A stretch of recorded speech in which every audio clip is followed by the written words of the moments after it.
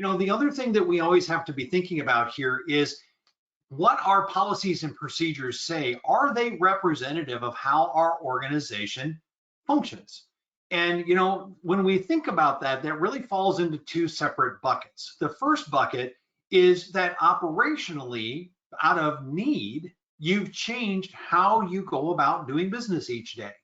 But the challenge is, again, if we're not updating our policies and our procedures on a regular basis, we make the decision and we start operationally changing, but our policies and our procedures don't reflect those changes. And that's one watch out area that you always have to be thinking about. And it's the reason why, from time to time, and we hear this in the fire service a lot, well, we're going to train to the book way. And then when we get into the field, we're going to train you the real way, right? And the thing is, there shouldn't be any difference between the two. The book way and what the NFPA standard says for the fire service, as an example, it is the way that it is. Now, the how we go about doing it can be highly specialized based upon your operational organizational needs, right? That's fine.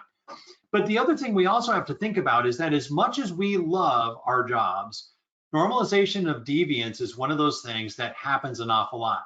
In the fire service, you go on one high risk call, whether that's somebody trapped in a house or something like that, and you're exceeding the speed limit by 10 miles an hour and maybe didn't come to that complete stop at every stop sign and stop light the first time, but you got away with it.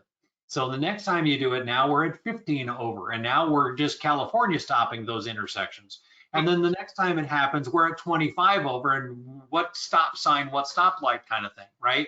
That normalization of deviance is something that, through training and then through your policy and your guidelines is how we correct that normalization of deviance and get us back into that true north posture that we need to be. The challenge is, if your policies and your SOGs are not worth the paper they're written on because they don't represent the way you operate, then why do you have it? And then now you've got everybody just doing whatever they want to, right, Dave? Yeah, it becomes a matter of just showboating. I think when we talked about this, Bruce, driving around, we were talking about leadership stuff. I think I use the analogy of like a Hollywood movie set, right? Mm-hmm. That, it looks good. Oh, look, there's the hotel in the downtown. You can walk up, open the door, and there's no substance behind it. I remember back, it was my first arrest as an officer, fresh out of the academy, and I knew the whole procedure on how to take this guy into custody, right?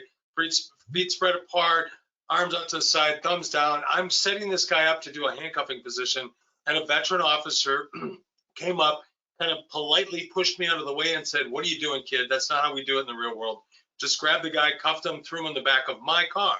And another veteran officer came up and said, "Don't let him do that to you ever again, number one.